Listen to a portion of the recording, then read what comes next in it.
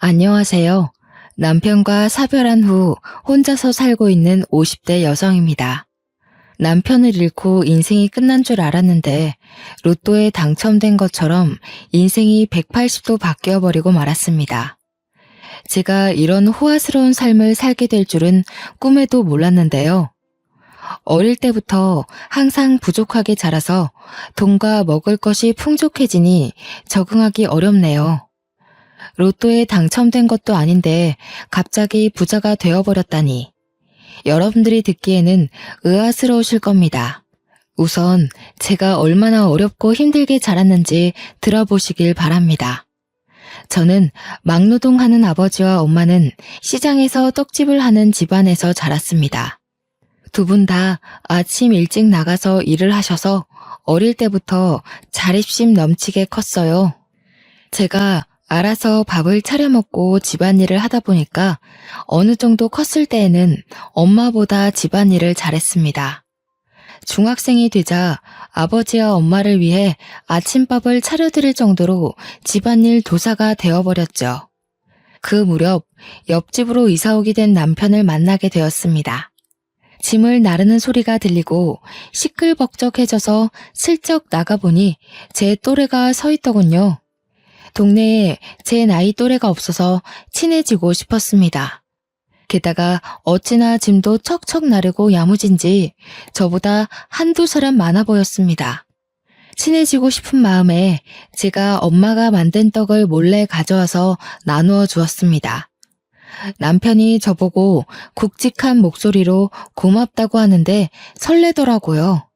그 뒤로 제가 음식을 직접 해가서 나누어 준다는 명목으로 남편을 보러 갔습니다. 그렇게 남편을 몰래 짝사랑한 지 1년이 지났을 무렵이었습니다. 남편은 저와 다른 학교에 다녔지만 같은 방향이었습니다. 그래서 제가 매번 찾아가서 시아버지께 태워달라고 했죠.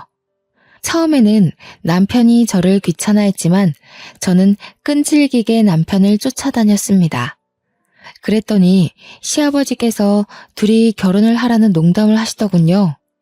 너네 맨날 이렇게 학교 같이 다니면서 언제 사귈래? 얼른 사귀어야지. 결혼도 하고 그렇지. 남편이 얼굴을 붉히고 창피해하는 듯 하면서도 싫어하는 것 같지는 않았습니다. 부끄러운 마음에 얼굴을 푹 숙이고 있다가 남편을 쳐다보니 남편도 저를 쳐다보고 있었습니다. 그 눈빛과 마주한 순간 남편과 제가 같은 감정을 느끼고 있다는 사실을 알아차렸습니다. 그 뒤에 일어난 일은 여러분도 아실 거예요. 점차 남편이 저를 받아주어서 절친한 친구이자 연인 사이가 되었죠. 중학교를 졸업하고 고등학교를 졸업한 후에도 남편과 제가 쭉 교제하고 있으니 집안 어르신들이 결혼 이야기를 꺼냈습니다. 너네들도 이제 결혼해야지. 언제까지 그렇게 사귀고만 있을래? 얼른 결혼해서 손주 보여줘야 효자 효녀 노릇도 할 수 있다. 시부모님이 갑작스럽게 결혼을 독촉하시는 이유가 있었습니다. 저희 남편도 이제 땡땡 건축회사에 들어가 밥벌이를 하게 됐으니 식을 미루면 안 된다고 하셨거든요. 그 당시 저희 아버지가 뇌졸중에 걸리신 상태였습니다. 몸이 점점 굳어가고 있어서 앉아 있을 수 있을 때 식을 치러야 했죠. 그래서 저는 아버지 대신 삼촌의 손을 잡고 신부 입장을 하였습니다. 서둘러 준비한 결혼식 치고는 괜찮은 결혼식이었는데요. 아직도 희미하게 웃어 보이는 아버지의 표정과 기쁨의 눈물을 흘리시는 엄마, 긴장한 듯 행복해 보이는 얼굴을 한 남편이 생각납니다.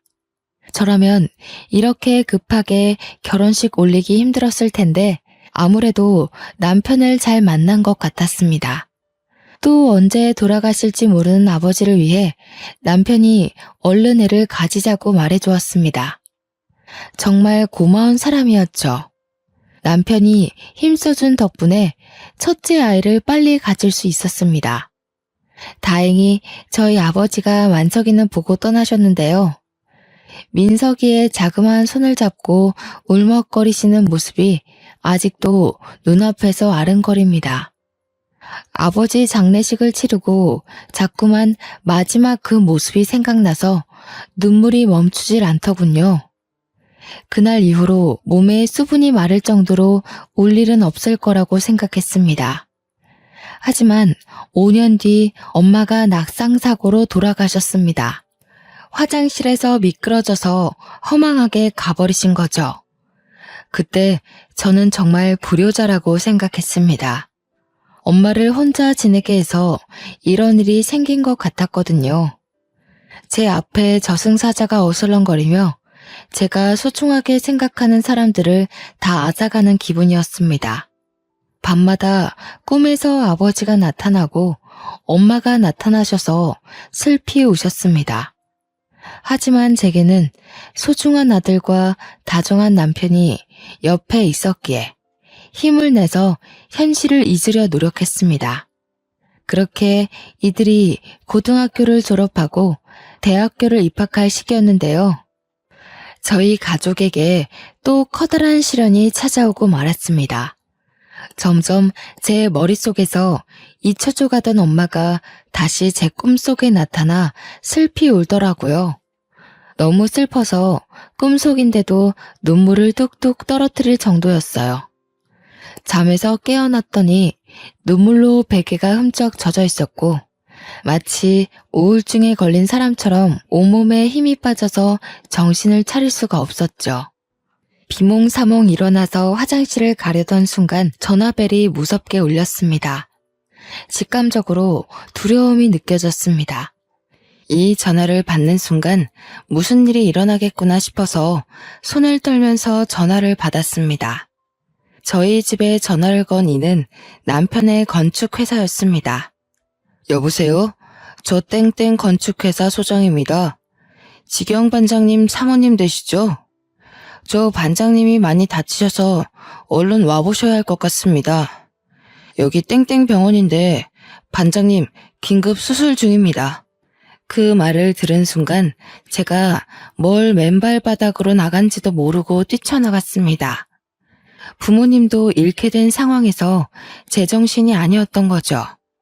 남편 이름을 외치면서 미친 사람처럼 달리다가 아무 차나 붙잡고 제발 땡땡 병원까지 가달라고 외쳤습니다. 모르는 사람 차를 얻어 타서 땡땡 병원으로 가보니 저희 남편이 싸늘한 주검이 되어 누워있더군요. 소장이 제가 남편 옆에 풀썩 주저앉아 남편 이름을 부르자 와이프라는 사실을 눈치챘는지 모든 사실을 다 이야기해 주었습니다. 최 반장님이 10층에서 떨어지는 철제물에 맞아서 이렇게 됐습니다. 죄송합니다, 사모님. 하필이면 그때 최 반장이 안전모를 안 쓰고 있는 바람에 명을 달리한 것 같다고 하더라고요. 그 뒤로 소장이 무어라 위로의 말을 건넸는데 귀에 들어오지 않았습니다. 남편이 죽었다는 것만으로 충격적인데 전업주부로 살고 있는 저는 금전적인 문제까지 휘말리고 말았습니다. 겨우 남아있는 돈으로 남편 장례식을 치르니 한 푼도 남아있지 않았거든요.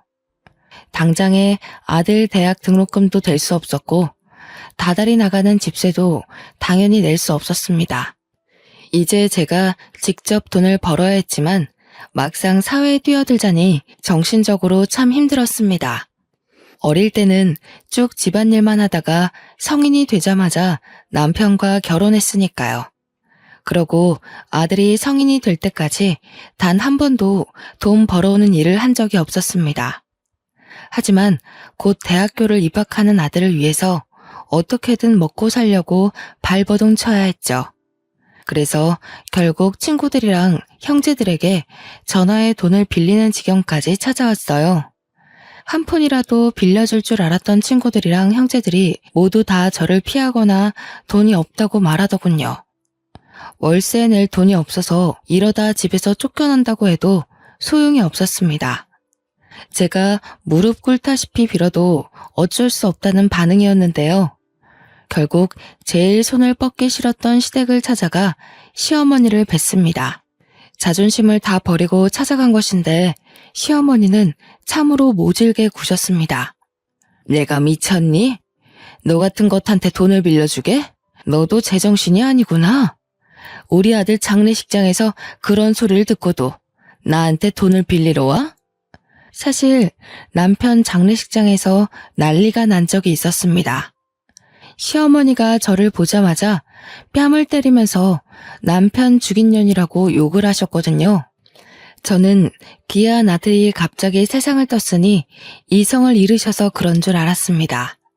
그런데 사고로 죽은 남편이 제 탓이라뇨. 너무 억울해서 눈물이 났죠. 시어머니가 제 등을 떠밀면서 내쫓아 버리길래 울면서 시댁을 나왔습니다. 어떻게든 돈을 마련하기 위해 아등바등 일했지만 살고 있는 집세를 내는 것만으로도 빠듯해서 자꾸만 대출을 받을 수밖에 없었습니다. 결국 마지막 지인이라고 생각했던 초등학교 동창들에게 돈을 빌리기 위해 동창 모임에 간 적이 있었습니다.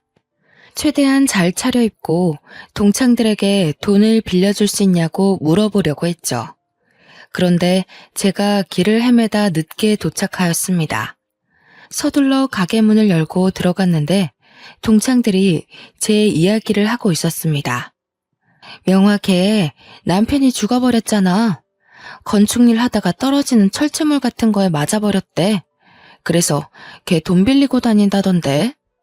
설마 여기서 돈을 빌리려고? 걔도 어지간히 급한가 보다. 가족들한테나 도와달라고 그러지. 우리한테 왜 그래? 저는 당연히 이 대화를 듣고 그대로 가게를 나왔습니다. 동창들이 모임에 왜 오지 않았냐고 연락조차 안 하더군요.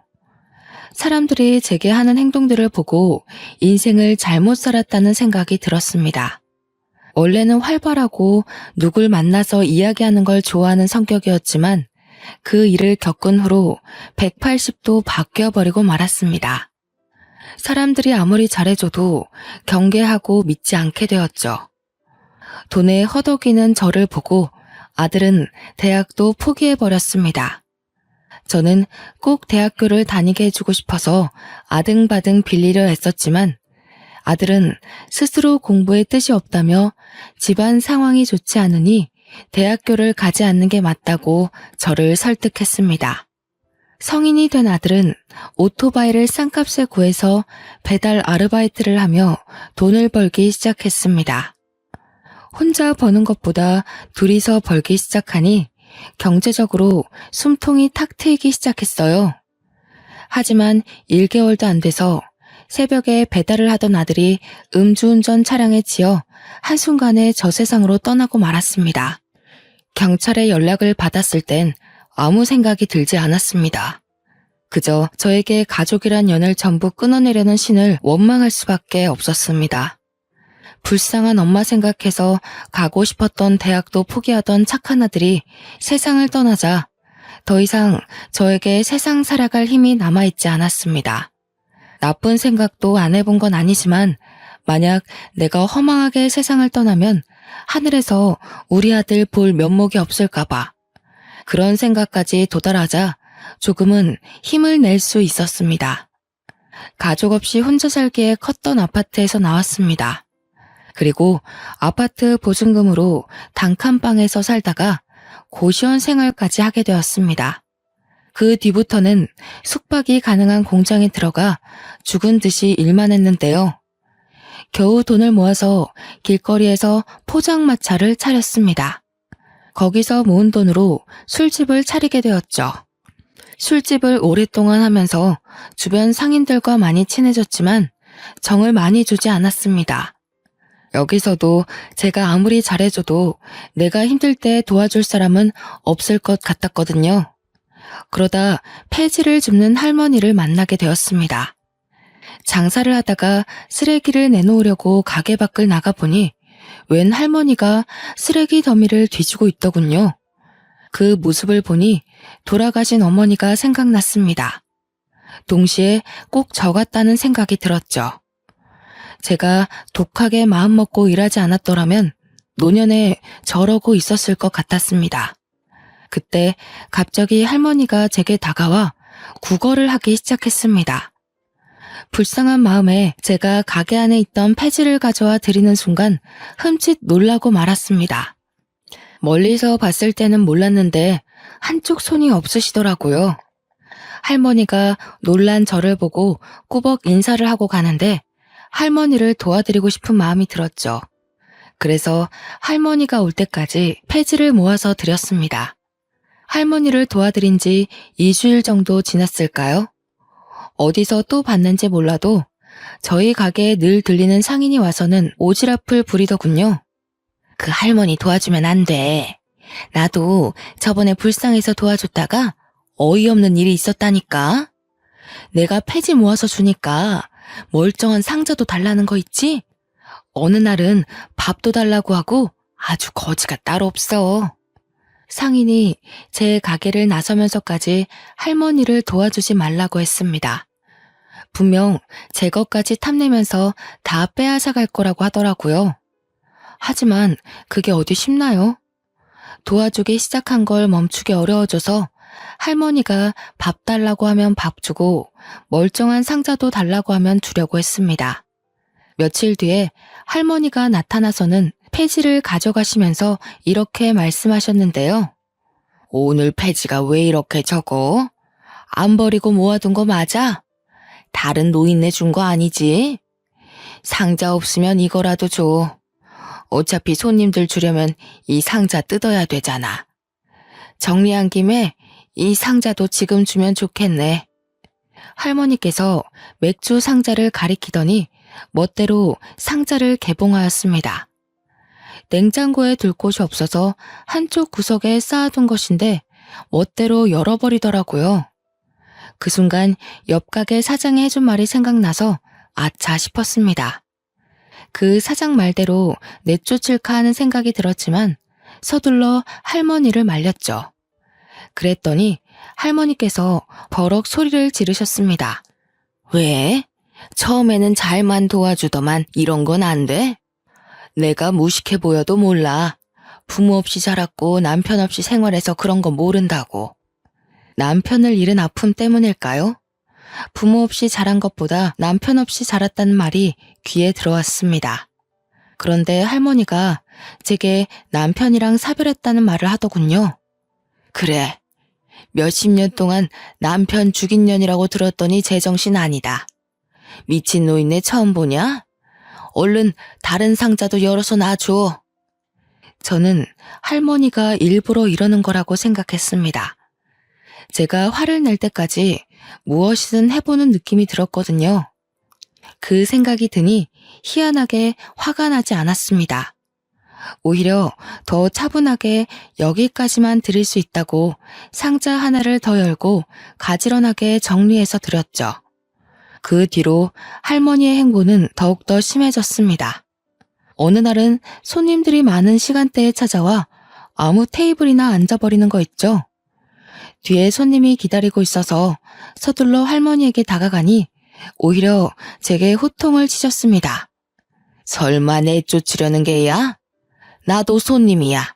기다렸다가 앉은 거니까 얼른 술상 내와. 당연히 거짓말이라고 생각했지만 손님들 앞에서 언성을 높일 수 없었습니다. 손님들에게 양해를 구하고 술상을 차려와 할머니께 드렸죠. 그래놓고 계산도 하지 않고 가버렸습니다. 이런 일이 계속해서 생기니 저도 지치더군요. 당연히 할머니의 이런 행보는 동네에 제대로 소문이 나버렸으니 한날 상인들은 제게 찾아와 물었습니다. 내가 저번에 보니까 폐지 줍는 할머니가 멋대로 들어가서 밥 먹고 나오는 것 같던데 맞아?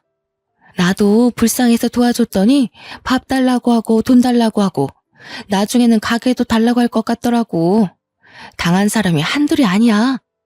상인들이 할머니 뒷담을 하길래 손사래를 치며 너무 그러지 말라고 했죠. 그랬더니 상인들이 오히려 화를 내며 저를 나무랬습니다. 자네도 다 받아주지 마. 오냐오냐 받아주니까 아직까지 이 동네에 있는 거 아니야. 자네도 따끔하게 한마디 해서 확 쫓아내자고. 그 노인네 때문에 장사 안 돼서 미쳐버리겠어. 난 바로 옆집이라서 힘들어. 할머니가 소란 피우면 우리 가게에 있던 손님들이 다 나가서 쳐다보고 있다고. 상인들이 이런 식으로 눈치를 주길래 알겠다고 하고 돌려보냈습니다. 민폐 끼쳐서 미안하다고 외치며 상인들을 내보내던 와중 전봇대 뒤에 숨어있던 할머니와 마주쳤는데요. 아무래도 상인들끼리 하는 말을 엿들은 것 같았습니다. 저랑 눈이 마주치자 바로 등을 돌리고 가버리더군요. 그 모습을 보니 동창 모임에서 뒷담을 듣고 집으로 돌아가는 제 모습이 생각났습니다. 안쓰러운 마음이 들어서 할머니가 다시 찾아오길 기다렸죠. 3일 뒤에 할머니가 가게 앞을 지나가길래 서둘러 불러서 밥을 먹자고 했더니 할머니가 신경질을 부렸습니다. 밥은 무슨, 내가 무슨 거지인 줄 아나? 먹고 왔으니까 됐어. 우리 사이에 왜 그래? 우리 엄마 같아서 그래. 엄마, 딸이 챙겨준다고 할 때 와. 안 그러면 평생 밥 안 준다. 제가 장난스럽게 애교를 피우니 할머니가 못 이기는 척 다가오더군요. 그날 같이 밥을 먹는데 정말 돌아가신 엄마랑 밥을 먹는 것 같았습니다. 마음 한켠이 찡해져서 밥도 잘 먹지 못하고 할머니가 밥을 먹는 모습을 지켜보았죠. 그 뒤로 할머니를 엄마라고 부르며 친딸처럼 굴었는데요. 할머니도 저한테서 마음의 문을 열었는지 예전처럼 찾아와서 장사를 방해하거나 상자를 마음대로 가져가지 않았습니다. 역시나 제 예상대로 괜히 심술을 부린 것 같아서 할머니께 더 잘해드렸는데요. 그날도 할머니가 밥을 먹으러 왔길래 상을 차려드렸습니다. 천천히 잡수시라고 말했는데 갑자기 제게 이런 말을 꺼내더라고요. 너 그 소리 못 들었어? 내가 건물주라는 소리 들어봤을 법도 한데 궁금하지 않아? 처음 듣는데? 엄마 건물주야? 근데 그게 무슨 상관이야. 내 건물도 아닌데. 제가 이렇게 넘어가 버리니 할머니가 더 이상 묻지도 않더군요. 저는 할머니가 건물주라고 생각하지 않았습니다. 상인들이랑 대화를 하다가 할머니 생각이나 물어보았지만 저랑 친한 상인이 말하길 그 할머니가 노망난 것 같다고 하였습니다. 정정해 보이는데 노망이 났다니 정말로 할머니가 치매에 걸린 건 아닐까 걱정이 되었습니다. 사실 할머니가 이런 말씀을 하신 게 한두 번이 아니었습니다. 그날은 제가 병원에서 건강검진을 받고 온 날이었습니다. 얼마 전에 건너편 가게 사장이 위암에 걸렸다는 말을 듣고 저도 겁이 나서 검진을 받고 왔는데요. 안 그래도 위가 약해서 위염을 달고 살았습니다. 건너편 가게 사장도 위가 약해서 빈속에 커피도 잘 안 마셨다고 하더라고요. 제가 검진을 받고 온 뒤로 큰 병을 얻은 건 아닐까 조마조마해하고 있었습니다. 그때 갑자기 저에게 할머니가 찾아와 무슨 일이냐고 하더군요. 제가 위암일까봐 걱정이 된다고 하니 할머니가 대한민국 사람이라면 누구나 알 법한 의사 이름을 댔습니다. 그 의사는 내가 키운 거나 다름없어. 대학 생활할 때부터 내가 후원해주고 얼마나 지원해줬는데. 근데 하나 단점이 욕심이 너무 많아. 뒷돈도 받는 것 같고 애가 아주 못 쓰겠더라. 내 재산 물려주려고 했는데 그러면 안 되겠어. 그 의사는 TV에 나올 정도로 유명한 의사였습니다. 할머니께 그 의사를 어떻게 하냐고 물으니 절친한 사이라고 하더라고요. 방금 폐지를 줍다 와서 꾀지지한 옷차림으로 그런 말을 하는데 누가 믿을까요? 저는 그저 허허 웃으며 할머니의 말을 들어주었죠. 그런데 그게 할머니에게 치매가 찾아와서 생긴 일이라니 충격이 컸습니다. 당사자 앞에서 치매 노인이라고 할 수도 없으니 속으로 끙끙 앓고 있었는데요. 호랑이도 제 말하면 운다더니 할머니가 때마침 들어와 갑자기 이상한 짓을 하더군요. 갑자기 가게 앞에 주저앉아 돈이 필요하니 당장 달라고 하였습니다. 그 금액이 무려 1,000만 원이었습니다. 이게 다 치매 증상인 걸까 싶어서 당황스러운 마음에 할머니를 일으켜 세웠는데요. 1,000만 원을 빌려주면 갚을 능력은 되냐고 물으니 뻔뻔하게 대꾸하셨습니다. 배지 줍는 노인네가 무슨 돈이 있다고 1,000만 원을 갚아? 그냥 줘. 엄마 하면서 친딸인 척 할 때는 언제고 왜 못 주는데? 할머니가 어디선가 또 상처를 받고 와서는 제게 이러는 거라고 생각했습니다. 저를 떠보는 것인지 화풀이를 하는 것인지 알 수 없었지만 다 이유가 있는 거라고 생각했죠. 그래서 할머니를 꼭 아는 채 살살 달래주었습니다. 그저 치매 걸린 엄마 대하듯 대했는데요. 그 뒤로 마음이 불편해져서 1,000만 원을 누구한테 빌려야 하나 고민하고 있을 때였습니다. 옆 가게 사장이 제 가게를 찾아와 이상한 말을 꺼내는 거 있죠? 최 사장, 남편이랑 사별한 걸로 알고 있는데 혹시 만나는 사람 있어? 내가 남자 소개시켜주려고 하는데. 옆 가게 사장님이 단골 이야기를 하면서 매일 찾아오는 남자 손님을 기억하냐고 물었습니다.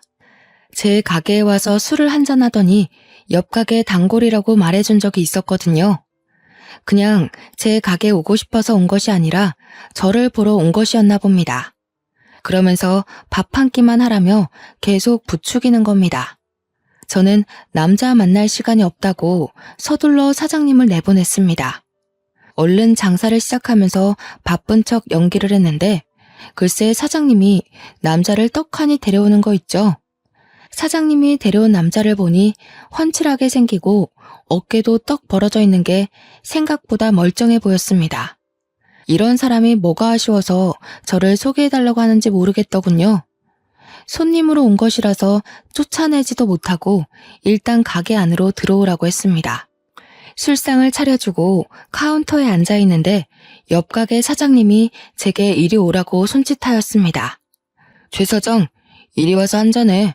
손님도 없는데 술 한잔 하자. 우리 단골 사장님이 술 한 잔만 따라주고 싶대. 옆 가게 사장님이 데려온 남자가 술병을 든 채 저를 기다리고 있는데 안 갈 수가 없었습니다. 진짜 술잔만 받고 다시 카운터에 앉아 있으려고 했는데요. 이 남자가 저희 남편이랑 똑같은 일을 하고 있다는 소리를 듣고 망부석이 되어버리고 말았습니다. 최 사장, 그거 알아? 이 사람도 건축 일한대. 저번에 현장에서 일하다가 머리 다칠 뻔했다는데? 남자의 머리를 보니 땜빵 자국이 남아 있었습니다.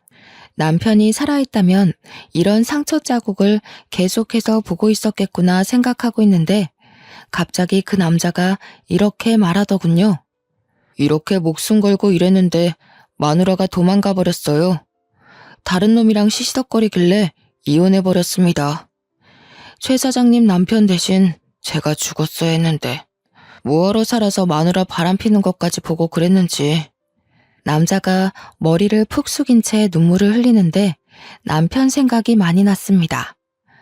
머리에 난 상처도 그렇고 아직도 아내를 많이 그리워하는 게 남편과 많이 닮은 사람 같았죠.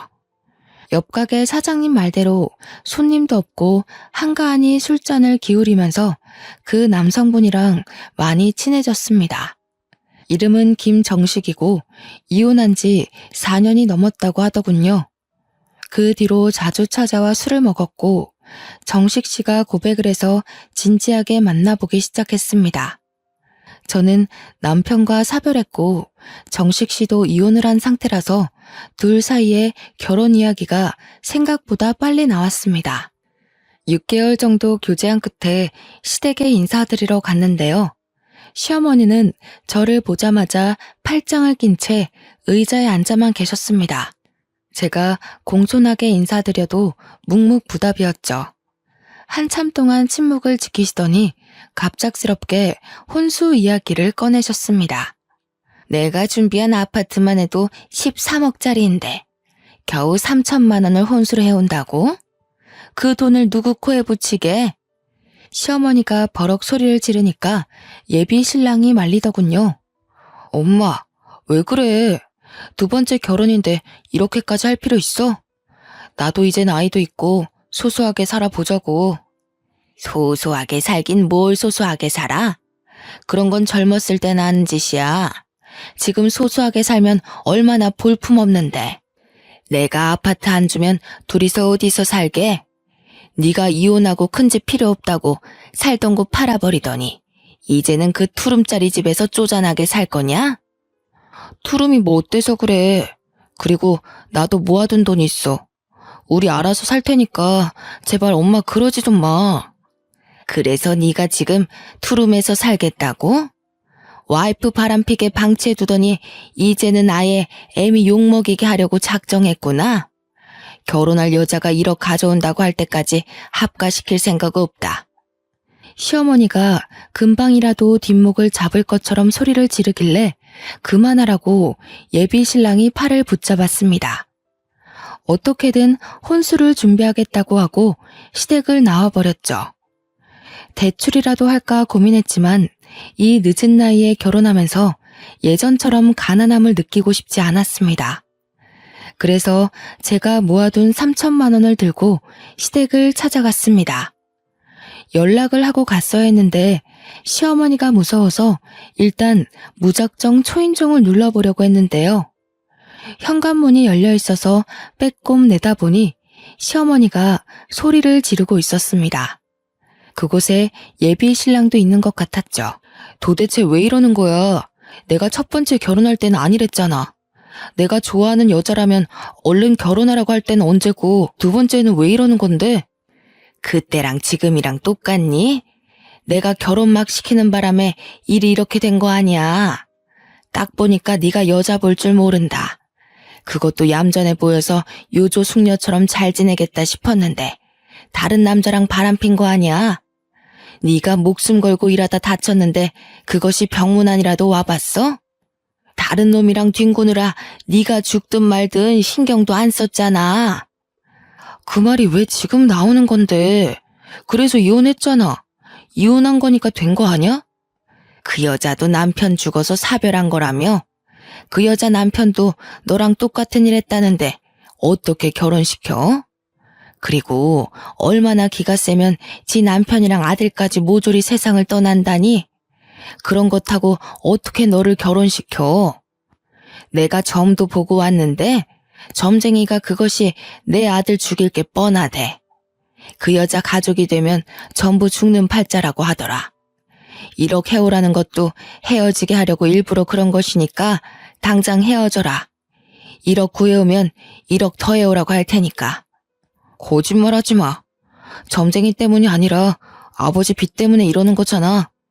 다 늙은 노인이 무슨 부귀영화를 누리겠다고 도박을 해? 이렇게 자식 인생 망치니까 좋아? 저는 그 말을 들은 순간 조용히 뒤돌아서 나올 수밖에 없었습니다. 제가 전생에 무슨 죄를 지었던 걸까요? 어쩔 수 없이 남편과 아들을 잃은 것뿐인데 사람들이 저를 벼랑으로 내모는 것 같았습니다. 내 편은 더 이상 만들지 못하는 것인지 싶어서 하염없이 눈물만 흘렸죠. 어느 정도 행복해졌다고 생각했는데 저는 동창 모임 때처럼 아직도 처량한 신세였습니다. 어차피 마음을 열어도 믿었던 사람들이 저를 비난할 테고 저한테 손가락질할 거라는 생각에 사람들이 쳐다보든 말든 오열하였습니다. 집 가는 내내 엄마 잃은 아이처럼 대성통곡을 해버렸는데요. 그때 갑자기 할머니가 저를 보고 왜 그러냐고 물었습니다. 할머니가 울지 말라고 소매로 제 눈물을 닦아주고 있는데 정말 엄마같이 느껴졌습니다. 평소에 할머니를 엄마라고 불렀어서 울면서 엄마라 부른 것인데 정말로 눈앞에 엄마가 있는 것 같았죠. 그래서 저도 모르게 시댁에서 있었던 일들을 다 말해버렸습니다. 그 말을 다 듣고 있던 할머니께서 갑자기 품속에서 돈봉투를 꺼내주더라고요. 1,000만 원짜리 수표 10장이 들어있을 거다. 너 주려고 내내 가지고 있던 거야. 널 진짜 딸이라고 생각하니까 주는 거다. 나 폐지만 줍고 다니는 노인네 아니다. 네가 장사하고 있는 건물이 내 건물이야. 제가 1층에 새 들어있는 6층짜리 건물을 가리키니 할머니가 맞다고 하였습니다. 믿을 수 없다고 하니까 그럼 그 돈이 어디서 났겠냐고 하는 거 있죠? 실제로 할머니의 옷은 가격대가 나가 보였습니다. 게다가 어디서 사는지 몰라도 늘 씻고 오는 듯 했죠. 대화도 해보니 그 나이에 무려 대학도 나왔다고 했고 아는 것도 많아서 의외라고 생각한 적도 있었습니다. 제가 얼떨떨한 표정으로 1억이 든 봉투를 바라만 보고 있으니 할머니는 호탕하게 웃으며 꽤 충격적인 말을 해주셨습니다. 네가 남보다 나으니까 그런 거다. 내 자식들은 내가 사고로 손이 없어지니까 나 몰라라 하더라. 지들끼리 양로원에 집어넣자고 하고 재산 이야기만 하면서 쑥덕거리길래 아예 연 끊었다. 자식들 몰래 이사 온 거라서 자식들은 내가 지금 어디 사는지도 몰라. 그딴 놈들한테 재산 물려주느니 차라리 사회에 환원하려고 했는데 정부 놈들을 믿을 수가 있어야지. 할머니 말로는 건물주인 줄 알고 싹싹하게 구는 상인들한테 테스트를 해봤다고 합니다. 사실 건물주가 아니고 폐지를 주우러 다닌다는 사실을 알리니 상인들 태도가 싹 바뀌었다고 하죠. 그 뒤로 상인들이 몇 번이나 바뀌어서 할머니가 건물주라는 소문이 전부 사라져버린 거죠.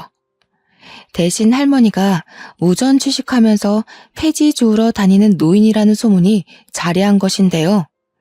그 상태로 건물주라는 소리를 하니 아무도 믿지 않아서 할머니가 그런 사람들을 시험해 본 것입니다. 내가 몇 년을 속여봤는데 사람들은 다 똑같더라. 내가 나중에 건물주라고 밝히니까 다들 이용해 먹으려고 하더라고. 그래서 주는 거다. 너는 내 친딸들보다 낫다. 그러니 얼른 받아라. 할머니가 그 돈을 쥐어주면서 시댁에 얼른 가보라고 하였습니다. 점쟁이 말만 믿고 귀한 며느리 내친 시어머니를 혼쭐 내고 오라고 하더군요. 그래서 할머니 말대로 시댁에 찾아가 1억을 시어머니 눈앞에서 살랑살랑 흔들었습니다. 시어머니는 수치심도 없는지 진짜로 1억을 구해올지 몰랐다며 놀란 토끼 눈이 되어 있었습니다. 어머님, 왜 안 받으세요? 여기서 1억 더 필요하세요? 그럼 가져올게요. 사실 어머님께서 하시는 말씀 다 들었어요. 1억을 가져와도 1억을 더 가져오라고 말씀하시려고 했잖아요. 어머님, 생각보다 저희 집안에 돈이 많아서 1억은 물론 10억, 100억까지 가져올 수 있어요.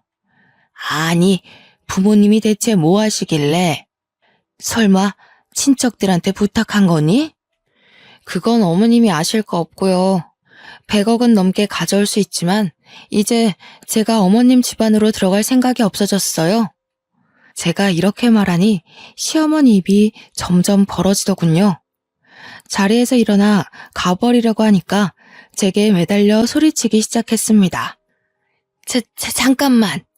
내가 점쟁이 말에 홀려서 머리가 어떻게 됐나 보다. 우리 이러지 말고 대화를 좀 해보게. 응? 이건 놓으세요. 저는 이런 집안이랑 같이 살 수 없어요. 그리고 저랑 가족이 되면 다 죽는다고 어떤 점쟁이가 그랬다면서요.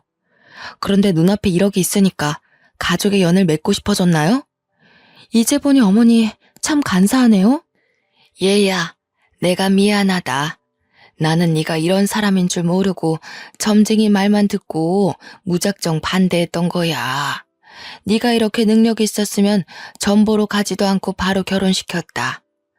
너도 정식이랑 이혼한 여자가 어떤 것인지 알고 있잖아. 그런 것 때문에 내가 의심병이 들어서 그랬어. 그 여자랑 제가 같나요?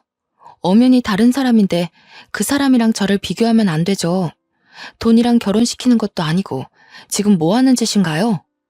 내가 원래 이런 애가 아닌데 우리 남편이 도박을 해서 그래. 빚이 갑자기 생겨서 너한테 못할 짓을 한 거다. 빚이 너무 무서워서 그랬다. 그러니까 네가 좀 도와줘라. 내가 이렇게 빌게. 그 빚은 어머님 사정이죠.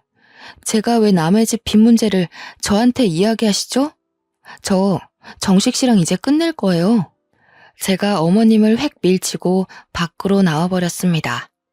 뒤에서 어머님이 제 이름을 부르며 울부짖었지만 뒤돌아보지 않았습니다. 물론 예비 신랑이랑 따로 만나서 헤어지자고 했죠. 전화통화로 그 이야기를 하니 예비 신랑이 집까지 찾아와 저를 설득하려고 하였습니다. 명화야, 이게 도대체 어떻게 된 일이야? 어머니가 뭐라 하셨어? 같이 가서 다시 말씀드려보자. 말할 것도 없어. 나는 어머님이랑 할 말 없으니까 돌아가. 정식 씨도 결혼해봐서 알잖아. 우리 둘이 결혼하는 것도 아니고 집안끼리 결혼하는 건데 벌써부터 이런 식으로 굴면 나 이해 못해. 엄마가 빚 때문에 제정신이 아니라 그래. 지금 병원도 다니고 계셔. 당신이 이해해주면 안 될까? 없어. 정식 씨가 무릎 꿇고 빌어도 내가 받은 상처는 돌아오지 않아. 그러니까 우리 정리하자. 예비 신랑은 돌아갔지만 그 뒤로도 제가 마음이 바뀌길 기다리고 있는 것 같습니다. 돈 때문에 그럴까요? 친구처럼 지내자고 제게 계속해서 연락을 하고 있어서 마음의 문이 닫히고 말았습니다. 게다가 어머님도 계속해서 연락이 오고 있습니다. 며칠 전에도 제게 전화가 와서 받아봤는데요. 울먹거리면서 저한테 하소연을 하시더라고요. 얘야, 진짜 우리 정식이랑 안 만나줄 거니? 우리 아들한테 들었다. 우리 아들이 계속 만나자고 해도 안 만나준다며. 지금 만나는 남자도 없다며. 한 번만 만나주면 안 되겠니? 아니요, 그럴 생각 없습니다. 지금 어머님 팔자 고치려고 아들 결혼시키시려는 거예요? 이제 차단할 거니까 제 번호 알아내서 연락하지 마세요. 명화야, 우리 명화, 내가 잘못했다.